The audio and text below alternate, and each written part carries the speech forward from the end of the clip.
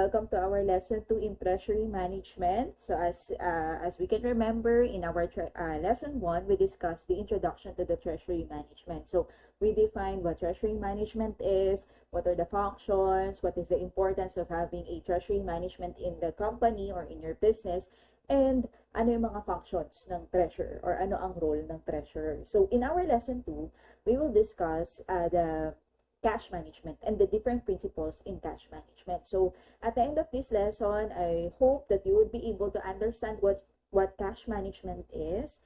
And i-define din natin ito, and we will try to differentiate it in a treasury management. And then we will explain, I hope that you would be able to explain the different principles of cash management, discuss different cash flow and collection problems, ayan, na kinakaharap ng isang kumpanya when it comes to collecting, or when it comes to in the collection of their accounts receivables. And also, I hope that you will be able to understand different global cash management issues. Ano yung mga problema na kinakaharap ng cash management in a global level, and let's try to provide solutions on for those based on what we already know. So first one is, let's define what cash management is. So cash management is also known as treasury management. So cash management is just the same as a treasury management. If you're going to think about it, the treasurer in a company, or the treasury itself, it pertains to cash. But again, cash is not the only treasure in a company. So parang if we're going to think about it, parang treasury management is a broader scale, tapos under niya ang cash management. So what is cash management itself? It is a process that involves collecting and managing cash flows from the operating, investing, and financing activities of a company. So si cash management, it is how you collect money and how you manage the cash flows, either cash inflows or cash outflows from operating. This is the production itself, yung araw-araw na ginagawa ng company. Investing, halimbawa, sobra yung cash ng isang company, so naisip nyo, you're going to expand, mag-i-invest kayo, invest nyo sa ibang negosyo itong pera ng company, so it could be, ayan, and financing, it could be short-term or long-term. What are those? Halimbawa, kailangan nyo ng pera, so how are you going to get finance, or how are you going to raise funds? So yun lahat ang kino-cover ng cash management. So overall, in business, cash management is the key aspect of an organization's financial stability. So every one of us, kahit naman business owner or hindi, but even if you're employed, you want your company to be financially stable. So si cash management yung isa sa key aspect noon na dapat na ma-manage ng maayos para masabi natin financially stable ang isang company. So here I will discuss 5 principles of cash management. If you're going to think about principles, parang ito yung procedures, parang ito yung process na dapat gawin or dapat paniwalaan that could help the company in managing their cash. So is this? Let's define it first. It is a procedure wherein the money is gathered, procedure or the process, kung paano kukolektahin ng pera, i-dispense, and contributed so that there is most extreme liquidity. Kung natatandaan nyo, ang treasury management, one of the major function is to provide liquidity for the company. Ibig sabihin, kailangan available yung pera anytime and anywhere you need it in the company. So when we do the set of procedures or processes in the cash management, it can provide liquidity in the company. So mas magagamit yung pera in a better way. So the first principle that we have is, or parang tip, strategy na yung mga company ay ginagawa is, you speed up the collection of receivables. Okay? Ano yun, ma'am? Parang paano po yung gagawin doon? Papabilisin mo yung pag-collect ng bayad from your client. Okay? So paano po yan? Kasi the more rapidly clients pay, the more rapidly an organization can utilize those assets. Siyempre, pag mas mabilis silang nagbabayad, mas may pera kayo, napapaikutin within the organization. So, what can you do? Okay, what are tips that you can do to speed up the collection of your receivables? First one is, try to gather a proportion of an order before you start your work. So, tingnan nyo muna, halimbawa, again, if you're supplying, for example, in a business to business kayo. So, for example, you're supplying coffee beans sa Starbucks. So, tingnan mo na, tanungin mo na, for example, for this particular month po, ilang tons po ng coffee bean ang kailangan nyo, diba? For all your branches. For example, 1 ton yung kailangan namin. So, through that, malalaman mo na how much are you going to invest. Kasi, madalas ng mga ganyan, hindi naman sila nagbabayad agad-agad. So, pwedeng ba, installment yan, ganyan. Or number two, pwede kang magsabi na shorter lang yung payment span nyo. Parang, pwede kang magsabi na, ma'am, ano po, meron po kaming promo na kapag ka po nagbayad po kayo, ayan, offer discounts for early installment. Halimbawa, pag nagbayad po kayo agad, uh, upon delivery, meron po kayong 10% discount, diba? Yung ibang mga companies, dahil sobrang laki ng 10% na yun, they can avail that promo. Pero yung iba naman, dahil nga pinapaikot lang din nila yung pera nila, so, hindi mo na talaga sila mababayad kasi they will take parang i-take advantage nila yon para mapaikot pa yung cash na meron sila. So, yun. So, also, you have to make it a point to check on how many customers are eager to pay ahead of receiving their order. Meron namang mga customers kasi na, halimbawa, ayaw nila ng magbabayad ka muna before you deliver the product, di ba?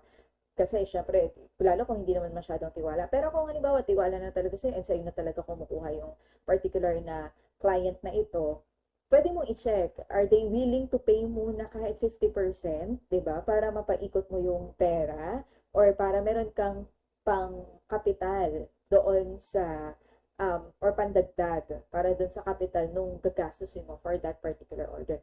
May mga ganitong ginagawa, for example, t-shirt printing, ganyan. Ma'am, down payment muna po kayo ng half, ganyan. Tapos yun yung gagamitin nila para ma-print yung shirts. Ganun. Tapos yung another 50% kapag na-receive mo na yung shirt. So yun. So, it could happen also. So yun. So, that's another principle of cash management. And you have to remember that you have to try not to hold up until the month's end to receipt clients. Ano yun, ma? Yung iba kasi, pag sobrang laki na ng company na, medyo nakakalimutan na nila na mag-send ng resibo sa kanilang clients kahit na na-deliver na yung product, di ba? It is really a smart move to email your clients or your customers a neighborly installment update before the receipt is expected. So, syempre, upon receipt nila ng kanilang products, no, binigay niyo sa kanila or sinusupply niyo sa kanila, mas maganda na meron na rin yung kaakibat na receipt. Yung iba kasi talaga, they tend to forget that. So, isa yon sa role ng Treasury Department. So, dapat palaging updated ang receipt. Kasi parang magkakaroon yan ng pwedeng maisip ng client na, late yung resibo, so pwede ding late ako magbayad. So hindi nyo na na-speed up yung collection ng receivables. And then, you also tell your clients, di ba, na, ma'am, we hope that it could be paid in 7 to 14 days. Ganyan. Kasi, lalo na kung maramihan yung kuha nila sa inyo, ano yan, minsan kahit na-deliver mo na, hindi pa nila babayaran ng buo. So, pwedeng quarterly yan, pwedeng per month, gano'n. Pero, i-specify nyo sa clients that ganito yung span nyo, di ba? Para for good relationship din. And syempre, you can speed up the collection of your receivables. So that's the first principle. So you have to remember that either you will be having your own business in the future or you will be employed in the treasury department of a business. So pwede mong gawin to, di ba? One of your strategy that you can do is to speed up the collection of your receivables para mapaikot mo din yung pera na marireceive mo from them. For our second principle or technique that we can do is keep inventory levels low and have more floor space in which to produce and sell items. So, if you're going to look in your sa blueprint or sa floor map ng inyong company or ng inyong business or ng inyong factory or warehouse, this principle states that parang mas lakihan mo yung space for the production and the marketing or the sales department. Yeah. Pero at the same time, you should not hold too little stock as it is likely it can slow down your business. Ito naman keep inventory levels. So ano siya, parang pag-aralan mo yung takbo ng inventory mo. There are some months na mabenta kayo, di ba? So, syempre, you have to keep your stocks high or kailangan, dahil expected nyo na ganito, magbo-boost yung sales nyo compare sa mga nakaraang months. So, syempre, dapat mas damihan nyo yung stocks nyo. Pero in the normal months, you should keep your inventory levels low. By lowering the levels of your stock in every item, mas meron kang space to market and sell more of your items. Retailers that keep up low stock levels don't have to allow an extra room in the structure for additional stock. Yung iba kasi, di ba, dahil sobrang daming na produce, so mag-rent ka ulit ng another room for another warehouse. Ayan. So, syempre, hindi siya budget friendly, hindi siya okay, lalo na kung nagpa-budget ka lang ng cash mo in the company. Pero again, you have to remember, hindi naman sobrang konti. Kapag sobrang konti naman kasi, syempre, hindi naman siya healthy na for your business. Paano kapag biglang nagsabi yung client mo na, kailangan namin ng 100 na tons ng ganito, di ba? Tapos wala kang stocks. So, gaano pa katagal bago magawa yon? Pwedeng, ba nagmamadali sila, so naghanap na lang sila sa ibang supplier, ganyan. There are some instances na gano'n yung nangyayari na, kasi ang bagal nung sa gantong isa, kumuha tuloy sila sa iba. So, tapos hindi na sila bumalik sa'yo. So, yun. So, you have to um, keep it in a moderate level lang. Hindi sobrang baba, hindi rin naman sobrang taas. Okay, that's number 2. Number 3 is, so kung yung number 1 natin is you have to speed up the collection of your receivables. In number 3, you can delay payment of liabilities. Kumbaga parang i-speed up mo yung cash inflow, yan, yung ma-receive mong cash, tapos medyo i-delay mo yung outflow. Yan, postpone all outpourings of money as long as you can while as yet meeting all your outpouring commitments on schedule. Hindi naman ito ibig sabihin na di ka magbabayad ayan, sa mga obligations mo. No. Kung hanggat kaya na ma-delay, okay lang. Pero kung madidelay siya tapos may fee, syempre kailangan mong timbangin yun. Pero halimbawa, one example of this is, for example, your company has a credit card. So, di ba, kasi halimbawa, ngayong month, bumili ko using the credit card, next month ko pa siya babayaran. Kung hindi pa siya umabot dun sa um, due date, ayan, for another month, kahit next month ko pa yun bayaran. So, through that, nadidelay ko yung payment ng liabilities. Okay? And yung pera na dapat na ipambabayad ko doon, pwede ko pang mapaikot within a company. So, that could happen. Ayan. Pero again, hindi naman siya sa context na um, uh, yung credit card lang itself for the sake na sa utang. Pero if you're going to use it in a business, that's good. You can delay your liabilities. The delay will help you amplify the advantages of every penny or every cash in your own income. The best possible way to manage cash is to follow and deal with your business liabilities. I do not advise that you should not pay for your liabilities. Kung meron naman talaga mga liabilities, like for example, kuryente, di ba? So, monthly talaga yung binabayaran. So, you have to pay for that. Okay, you have to deal with that. Dealing with your money outflow also needs that you tail one straightforward rule, which is indeed an essential guidelines. Pay your bills on schedule, yet never pay them before the due date. Okay, pay them on schedule. Do not pay it on the day itself na due date na ito. Okay, no. Kailangan i-schedule mo ito, mas okay nga kung 3 days or 1 week before pa yung due date. Why? Kasi minsan may mga nangyayari na nakakalimutan, di ba? So, tapos nagkaroon ka na ng fee. Do not ever pay your liabilities na hindi ka yung lalagpas ka sa due date. Kasi it will really cost you, lalo na kung malaking company yan, di ba? So, mas malaki din yung fee na pwedeng sa inyo, para i-add pa aside dun sa liabilities mo. So, yun. So, kung kaya na madidelay pa, ito nga yung sinasabi ko kanina, halimbawa, kayo naman yung kumukuha ng supplies. So, you can ask your supplier, di ba? Para, syempre, dahil marami naman kayong kinukuha, ma'am, baka pwede naman, per quarter ang bayaran nito, baka naman pwede every 2 months, ganyan. So, at least yun, medyo na-delay nyo yung liabilities nyo. Yung pera na nasa inyo na, nabenta nyo na yung sinupply nila sa inyo na yon, pwede nyo pa siyang mapaikot. So yun. So you can still manage the cash. Okay, that's the third principle. Next is, fourth one is invest ideal cash. Okay, investing in cash has a lot of advantages. It's always good to put away your cash as it will help you to have financial stability. Ma'am, ano yun? Why are you going to put away your cash? Ito yung cash on hand or cash in bank.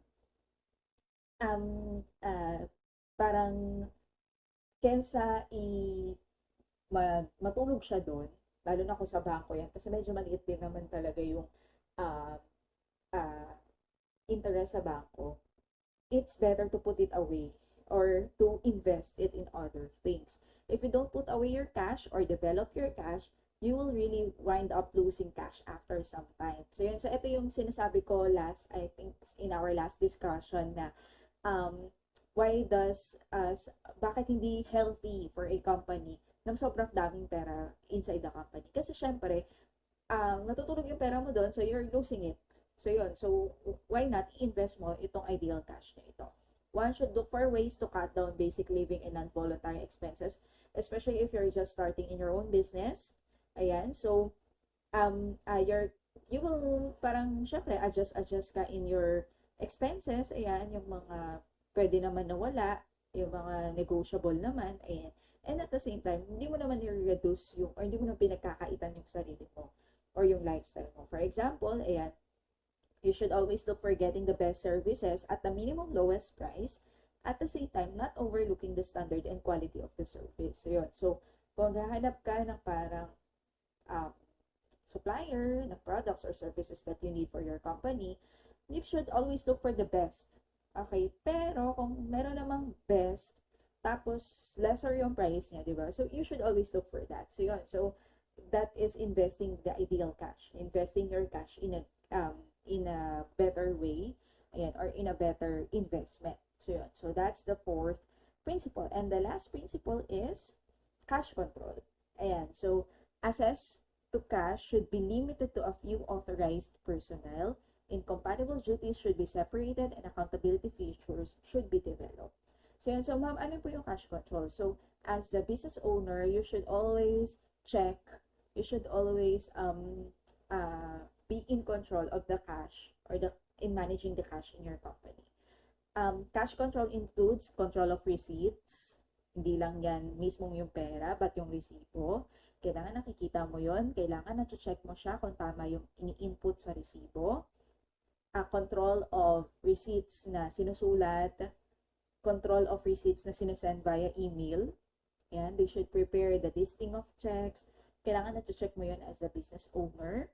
And control over cash disbursements. So yan, halimbawa yung mga petty cash na halimbawa, pinaduwalan muna, ganyan, tapos i-disburse na lang, syempre, kukuha ng OR, gano'n. You should always check that. So, that's the meaning of cash control. Kailangan, para ma-manage mo ng maayos ang iyong cash in a company, you should be always in the full control of the cash in the company. So, yeah, so those are the 5 principles of cash management. We're done with our discussion of the principles of cash management. So, we have to remember receivables management. You have to speed up the collection of your receivables, information management, liquidity management, account services, and your payables management. So as much as you can, if you can slow down naman yung bayad naman ng payables and so on and so forth. So you can do that. Okay, para yung cash that is available in the company is magamit mo for a particular or for the other orders or for the other things na kailangan in the company. So yun. So I'm going to end this lesson. In the next video, I will be discussing the different collection problems. Ano yung mga issues, yung mga problema na kinakaharap when it comes to collecting cash in a company. So thank you so much for listening. I hope to see you again on the next video.